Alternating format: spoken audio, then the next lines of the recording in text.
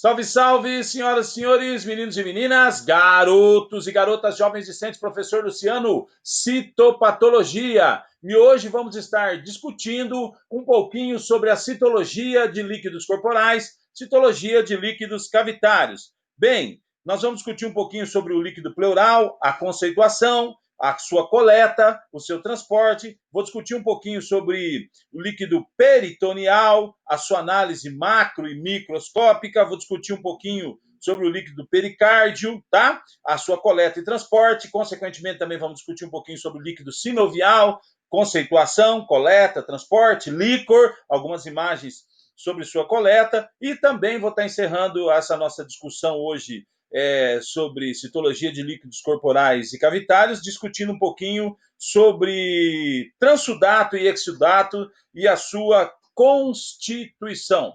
Aqui na tela, se os senhores me permitem, uma definição sobre a citopatologia ou citologia clínica. É uma ciência que estuda, que pesquisa, que diagnostica por meio de análises microscópicas de amostras com células, tem suas bases morfológicas e fisiológicas das doenças, com foco aonde? Na morfologia celular e as correlações clínico-patológicas. Esta é uma definição simples da citologia clínica ou citopatologia. Bem, dentro desse contexto, então, da citologia dos líquidos corporais, líquidos cavitários, existem no organismo humano vários líquidos em determinadas cavidades que são normalmente estéreis, mas que podem ser invadidos e infectados por bactérias, por fungos, assim como também por vírus e parasitas. Por serem normalmente estéreis, o achado de qualquer quantidade de micro-organismos nesses líquidos é importante para configurar um processo infeccioso. Então, hoje nós vamos tentar discutir um pouquinho, como eu disse, sobre o líquido pleural, peritoneal, pericárdico, sinovial e também a definição sobre transudatos, exudatos, e vamos discutir um pouquinho sobre o líquor também com os senhores. Bem, antes da gente avançar, tem alguns conceitos, algumas definições que é importante para a gente estar construindo o nosso raciocínio dentro dessa discussão, né, sobre citologia de líquidos corporais e cavitários. Uma delas é relembrar o que é o mesotélio, né? Então, o mesotélio é uma camada de epitélio que reveste internamente o tórax, o abdômen e o espaço em torno do coração. O mesotélio protege os órgãos, formando um líquido lubrificante que permite o deslizamento dos mesmos. Por exemplo, permite que os pulmões se movimentem mais facilmente durante a respiração, né? Um exemplo. O mesotélio tem diferentes nomes nas diferentes partes do corpo. Eu trouxe aqui alguns: pleura na região do tórax, peritônio no abdômen, pericárdio quando nós estamos discutindo em torno do coração. Aqui algumas denominações, né? Possíveis denominações quando nós temos esse acúmulo, quando desse acúmulo de líquidos, né? Então, quando nós falamos de tórax, nós estamos falando, por exemplo, usamos o termo hidrotórax, no abdômen, derrame peritoneal acítico, pulmão, derrame pleural, no coração, derrame pericárdico, nas articulações, derrame sinovial, na bolsa escrotal, por exemplo, utilizamos o termo hidrocele. Aqui só para a gente observar um possível organograma, então você vai fazer a coleta destes líquidos corporais, desses líquidos cavitários, né? Pode haver, dentro desse contexto, já um procedimento médico para intervir sobre, por exemplo, dentro desse contexto do líquido pleural, peritoneal, pericárdico, sinovial, líquor, pode estar atuando já dentro, acontecendo um procedimento, né? Ou nós podemos direcionar essa coleta para quê? Para uma análise, né, do profissional, por exemplo, de um biomédico, de um bioquímico, né, vai fazer uma análise, ou do próprio médico, vai fazer uma análise sobre essa coleta desses líquidos corporais cavitários, uma análise, por exemplo, citológica, e daí seguir com os seus desdobramentos.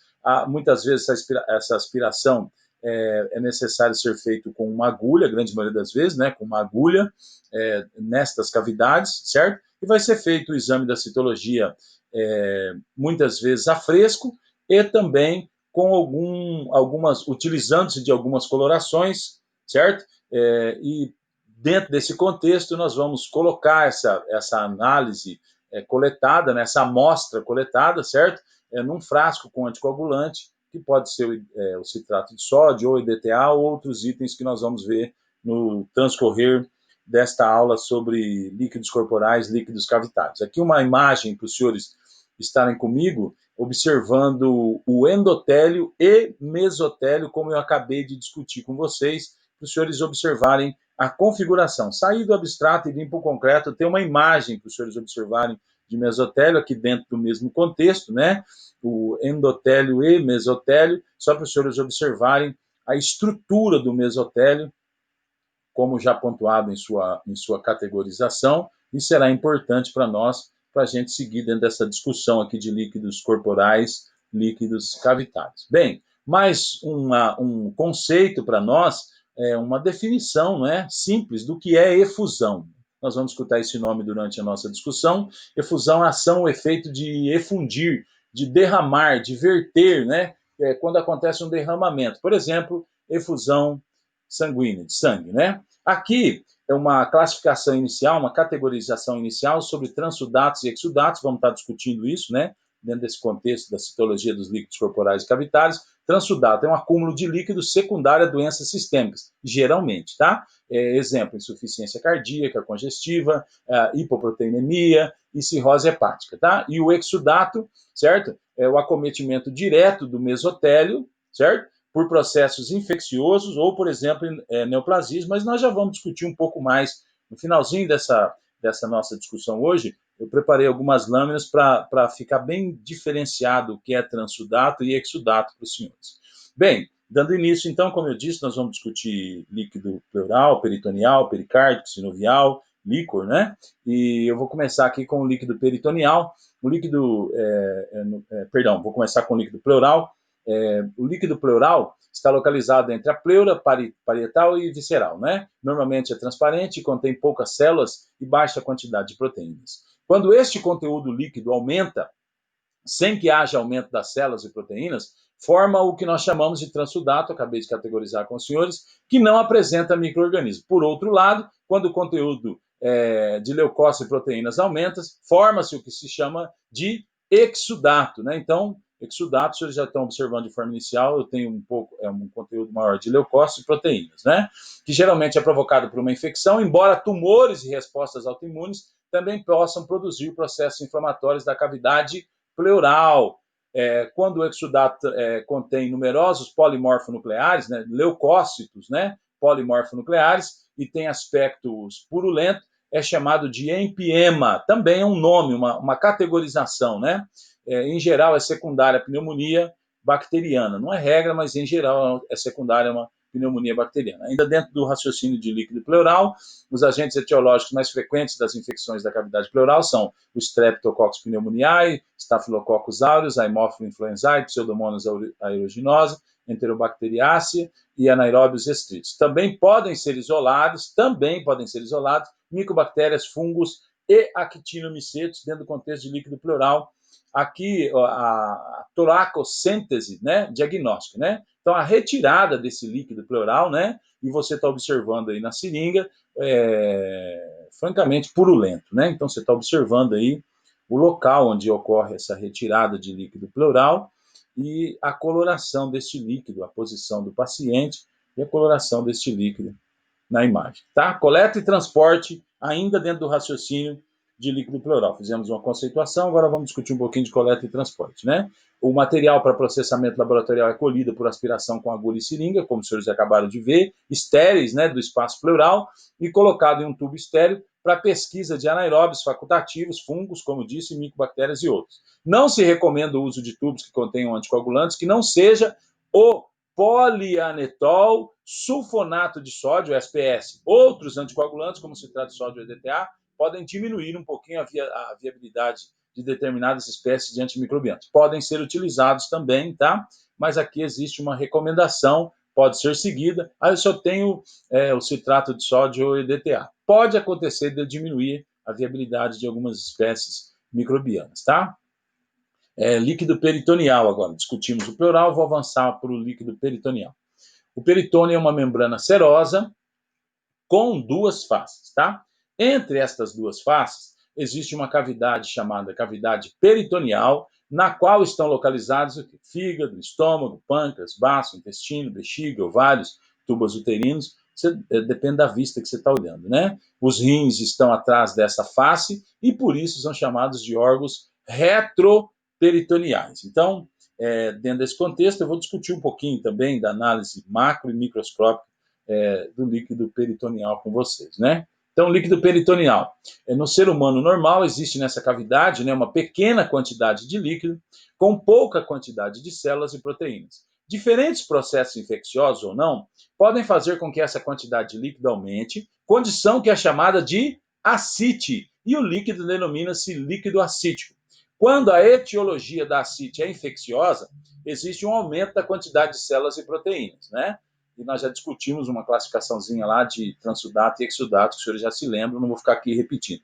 Os agentes infecciosos podem entrar na cavidade peritoneal, provocando um processo inflamatório das membranas peritoneais, a peritonite. Ainda dentro desse contexto de líquido peritoneal, trago aqui mais algumas informações. De acordo com a forma como o agente chega à cavidade peritoneal, dividem-se as peritonites em primárias e secundárias. É uma forma de se categorizar o líquido peritoneal, né? As peritonites.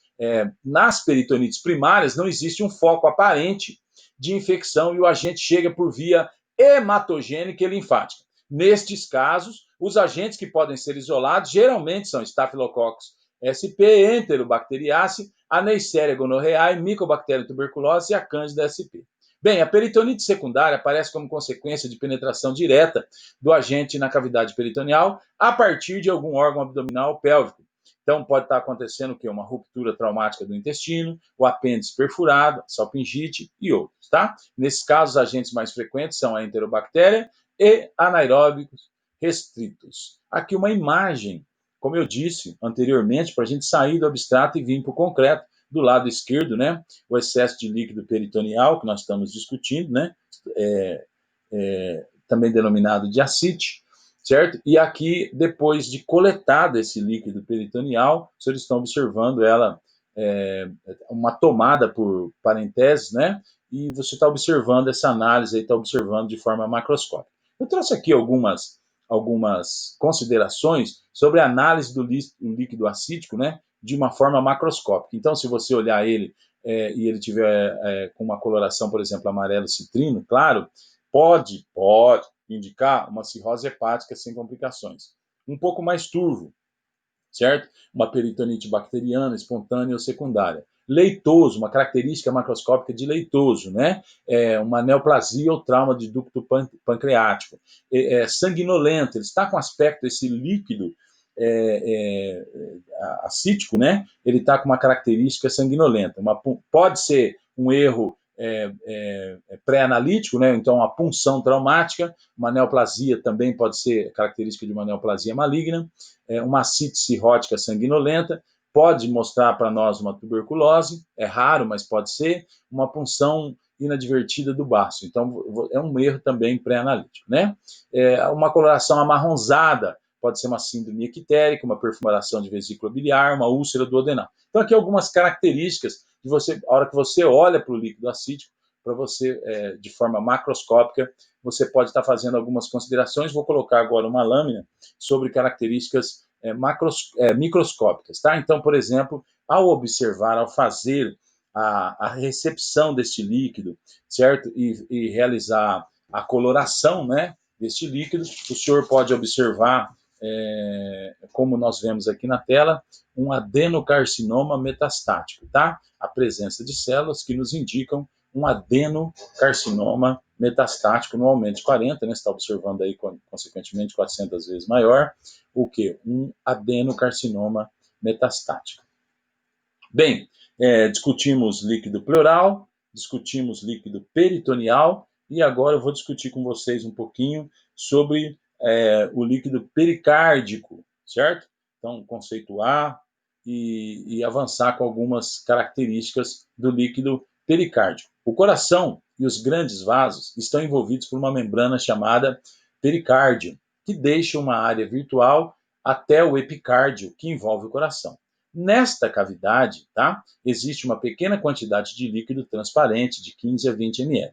Na presença de agentes infecciosos, essa quantidade aumenta assim como as proteínas e células inflamatórias. Esse processo inflamatório é chamado do quê? De pericardite. As bactérias que frequentemente provocam esse quadro, não é regra, mas geralmente, Mycoplasma pneumoniae, Mycobacterium tuberculose e outras, né? O quadro também pode ser produzido por vírus, fungos e parasitas. Gente, eu estou trazendo aqui alguns conceitos, discutimos o líquido pleural, peritoneal, e agora eu estou discutindo o líquido pericárdico. Trago alguns nomes de bactérias para os senhores e senhoras, e é importante entender que isso não é regra, e às vezes até na tua experiência laboratorial, os senhores têm experiência com outros micro-organismos. Eu estou conceituando de forma inicial a citologia dos líquidos corporais, dos líquidos cavitários, estou tomando a liberdade de trazer alguns exemplos, isso não é regra, e também eu estou esperando aqui com essa discussão contribuir dentro da citologia, da citopatologia clínica, sobre esse tema,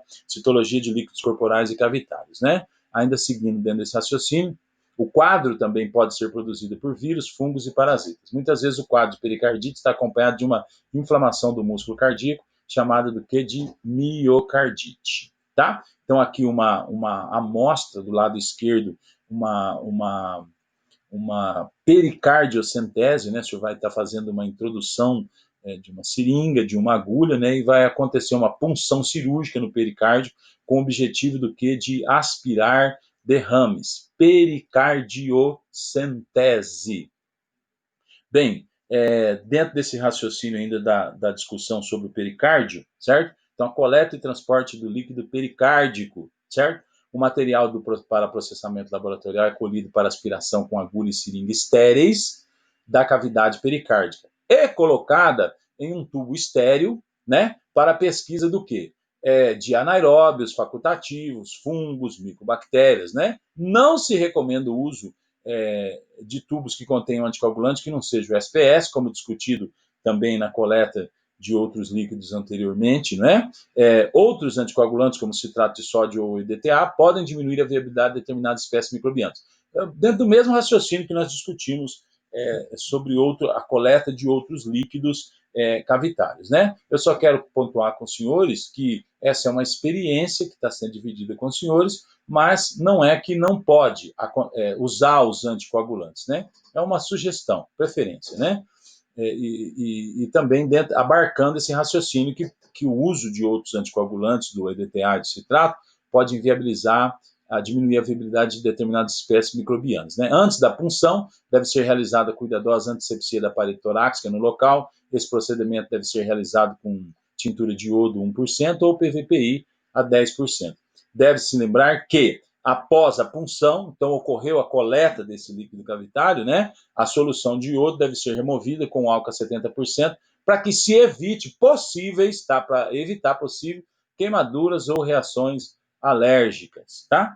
Discutimos líquido pleural, peritoneal, pericárdico. Agora eu vou avançar um pouquinho com os senhores na conceituação, coleta, transporte do líquido sinovial. Comigo aqui na tela, o líquido sinovial é sintetizado pela membrana sinovial. A membrana sinovial é uma camada que cobre todo o interior da cápsula articular, exceto a superfície da cartilagem. A sua particularidade é o fato de não possuir células epiteliais nem membrana basal. É formada por uma camada de 1 a 3 células distribuídas livremente sobre uma matriz de mucopolissacarídeos. A síntese do líquido sinovial é produzida quando a membrana sinovial atravessa o plasma. O líquido, né, o ultrafiltrado resultante do processo, apresenta um conteúdo muito baixo em proteínas e células. Bem, quanto à análise do líquido sinovial, certo? Então, a análise do líquido sinovial é um recurso bastante útil no diagnóstico diferencial, por exemplo, tá? De monoartrites agudas e crônicas, oligoartrites e em determinados casos de poliartrite, tá? Com um processo agudo em uma ou mais articulações, podendo ainda estar indicado em bursites e tenossinovites agudas. Estamos discutindo a análise do líquido sinovial, né? O exame pode definir o diagnóstico de artropatias infecciosas e microcristalinas, a exemplo de gota, doença por deposição de pirofosfato de cálcio e doença por hidroxiapatita.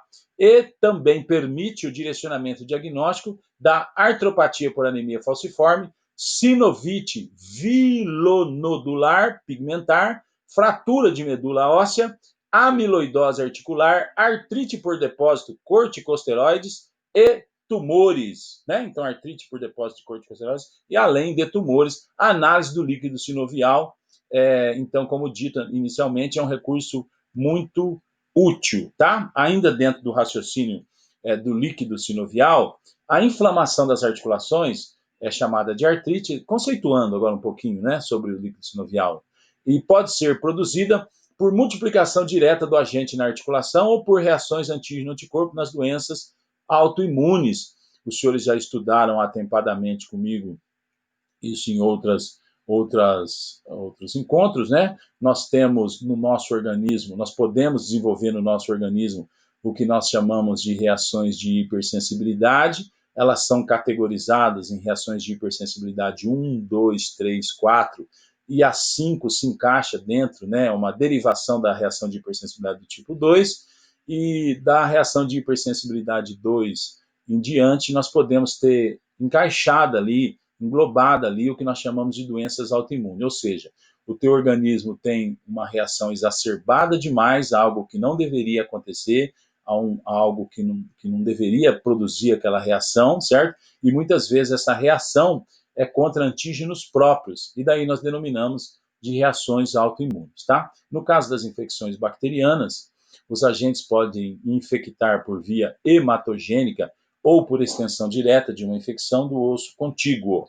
Os processos podem ser mono ou poliarticulares. A inflamação provoca aumento da quantidade de líquido sinovial e o aumento das proteínas e células. O agente mais frequente é o que? O Staphylococcus aureus. Outras bactérias que provocam o caso também pode ser a Neisseria gonorrhoeae, o Haemophilus influenzae, Streptococcus e Streptococcus sp e Streptococcus agalactiae. No caso de infecção de próteses articulares, a contaminação pode ocorrer durante a cirurgia e pode se manifestar clinicamente até um ano após o procedimento. Nesses casos, agentes mais frequentes, o S-coagulase negativa, o Staphylococcus aureus, Corynebacterium sp e Propionibacterium sp. Aqui uma imagem para os senhores, né? Mais uma vez, para a gente sair do abstrato e vir para o concreto, está delimitando o campo e vai fazer a coleta do líquido sinovial.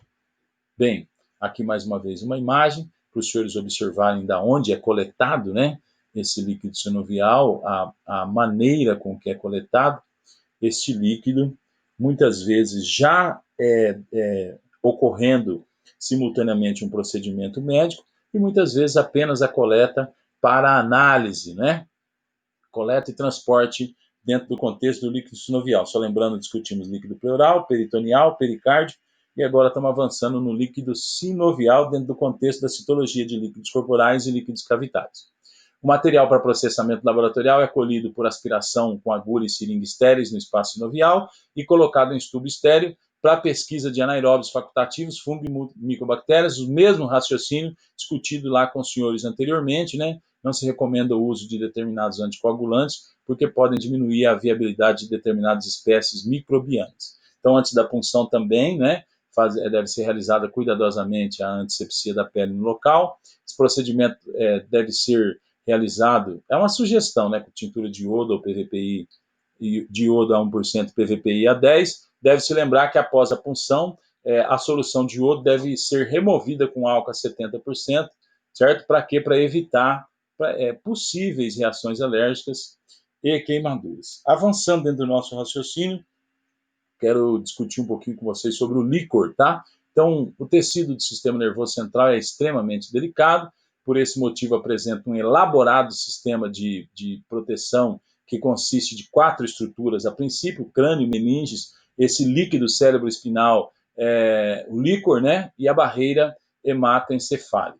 Bem, então o que é líquor? Líquor, também conhecido como líquido cefalorraquidiano, LCR, vocês às vezes vão ver, observar essa sigla, né? O líquido da espinha é um fluido corporal transparente produzido pelo cérebro. Ele está concentrado em parte na cabeça e na coluna, tá? Então aqui, quando vai se ocorrer uma punção, aqui nós estamos observando quando o paciente é solicitado ele que fique na posição deitado ou na posição sentado. Aqui mais uma imagem para os senhores, já o profissional aqui fazendo a coleta, geralmente, uma grande maioria das vezes, as que eu tive a oportunidade de presenciar médicos fazendo essa coleta, certo? E já esse aspirado numa seringa, certo? O líquido cefalorraquidiano, aqui a posição onde é introduzida a seringa, né? Aqui entre L3, a agulha, perdão, entre L3 e L4, né? Então uma imagem para os senhores terem essa observação. E ainda seguindo aqui dentro desse contexto do líquor, né? De citologia de líquidos corporais e cavitários, citologia normal do líquor, certo? Então, o conceito de citologia normal abrange dois aspectos, quantitativo e específico. Ambos são importantes e se completam, sendo boa conduta em exame de rotina a fazer-se, né? Após a contagem global das células, a observação morfológica. Então, A e B, aqui há o exame citológico quantitativo e o exame citológico na B específico. Quantitativo. O líquor normal é pobre em células, tá? A maioria dos pesquisadores concordam em que o conceito de normalidade está compreendido entre 0 e 3 células por milímetro cúbico. O exame citológico específico, quando do exame citológico específico, né? É o complemento indispensável ao exame quantitativo e de grande importância, pois define o quê? O tipo de reação celular e, portanto, fornece informações de interesse tanto diagnóstico como prognóstico, quando se fazem punções sucessivas, né? A técnica de coloração das células do líquor oferece algumas dificuldades, não se conseguindo usualmente imagens citológicas tão bem definidas com a mesma facilidade que nas preparações hematológicas. Aqui uma imagem para os senhores observarem uma observação, né, de uma meningite bacteriana, presença, no caso, então, de exudato inflamatório quando da análise de um líquor.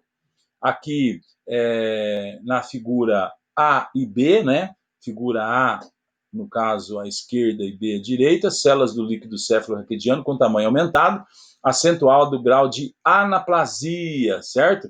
Cromatina nuclear desorganizada, nucléolos proeminentes e citoplasma vacular com características secressoras, citomorfologia classe 5, tá? Essa coloração é pelo método de Leishman. Bem, ainda seguindo essa discussão sobre citologia de líquidos corporais e cavitários, quando você vai recepcionar esse material, né? Então, temos um diferencial quanto ao processamento e recebimento desse material. Os demais procedimentos são como, por exemplo, na citologia cervical. Você vai colocar um fixador, você vai realizar a fixação, você vai fazer uma coloração, por exemplo, de Papa Nicolau, certo? Você vai realizar, por exemplo, às vezes você vai deixar um pouquinho esse material para realizar uma outra coloração, por exemplo, de Gienza, uma coloração panótica, né? Para quê? Para observação de outros detalhes. Então, aqui, o que você vai fazer? Você vai usar uma citocentrífuga, ela não tem uma citocentrífuga disponível. Você vai utilizar uma centrífuga normal, vai pegar aquele tubo cônico, como você faz um exame de urina, e após a centrifugação obteremos o sedimento. Tem bastante material.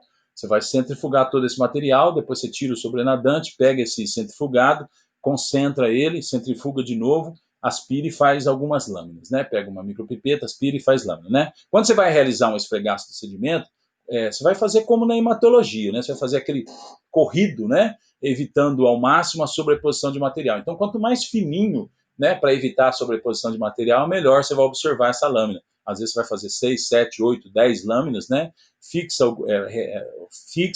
faz a coloração de Papa Nicolau e, além dela, muitas vezes você vai fazer o quê? Você vai reservar material para realizar outras colorações, por exemplo, a Gienza, a panótica, para observação do quê? De outros detalhes que não está sendo possível você ver, às vezes, no Papa Nicolau, né? Todo o acúmulo de líquido, daí só trazendo mais reflexões dentro da citologia de líquidos corporais e líquidos cavitários, né? Então, todo acúmulo de líquido em cavidades corporais deve ser analisado. A causa de seu acúmulo pode ser precocemente identificada onde? Na análise desse líquido cavitário associado a exames de rotina, como, por exemplo, um hemograma, um exame inespecífico, mas isso fala muita coisa, né? E perfil bioquímico, por exemplo, a ocorrência de uroperitônio, né? Análise de líquidos cavitários também é considerado um exame prático e de baixo custo, que pode inicialmente fornecer o quê? Informações valiosas e contribuir para o diagnóstico e prognóstico de diversas doenças. Seguindo aqui no raciocínio comigo aqui na tela, a análise citológica do líquido cavitário é composta da contagem diferencial dos tipos celulares permitindo a sua classificação de acordo com o predomínio celular, em processo inflamatório, proliferativo ou misto. Também se realiza análise morfológica dos tipos celulares, revelando o que? Alterações que podem sugerir processos neoplásicos infecciosos ou reativos. Seguindo ainda dentro desse raciocínio, a maioria das neoplasias intracavitárias que provocam efusões podem não cursar com a presença de células neoplásicas. Isso por quê? Porque essas neoplasias podem ser pouco esfoliativas. Seguindo, então, dentro desse raciocínio, né, discutimos aqui a citologia de líquidos corporais e cavitários, eu discuti com vocês líquido pleural, líquido peritoneal, pericárdico, sinovial, avancei discutindo um pouquinho sobre o líquor e agora eu vou conceituar nessa parte final sobre o transsudato e exsudato. Aqui na tela para os senhores algumas características do transsudato e do exsudato, a densidade menor que 1016 no transsudato, no exsudato a densidade é maior, proteínas também no exsudato um pouco maior, não é? A glicose no exsudato geralmente um pouco maior, a presença de leucócitos, né, maior que 1000 por milímetros cúbicos, e as suas origens, né, do transsudato geralmente uma insuficiência cardíaca, cirrose, pericardite, e no exsudato uma infecção, um infarto, tumor, trauma e tuberculose. Aqui duas imagens para os senhores observarem, na verdade são três imagens, a letra B e C mostrando a letra B, mostrando um transsudato, certo? E a letra C, um exsudato, mostrando aqui o extravasamento de líquidos e proteínas. Aqui, seguindo dentro desse raciocínio, as diferenças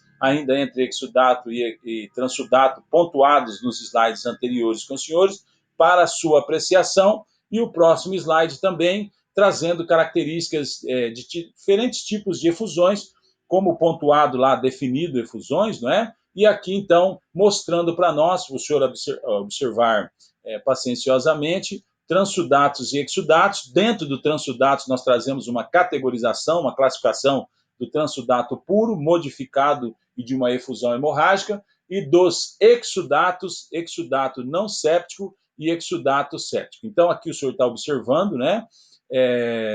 Transsudato puro, modificado e efusão hemorrágica, e no exsudato, exsudato não séptico e exsudato séptico. Aqui algumas referências bibliográficas para realizar a composição desses slides. Eu quero agradecer a você pela sua companhia até aqui. Muito obrigado e até mais.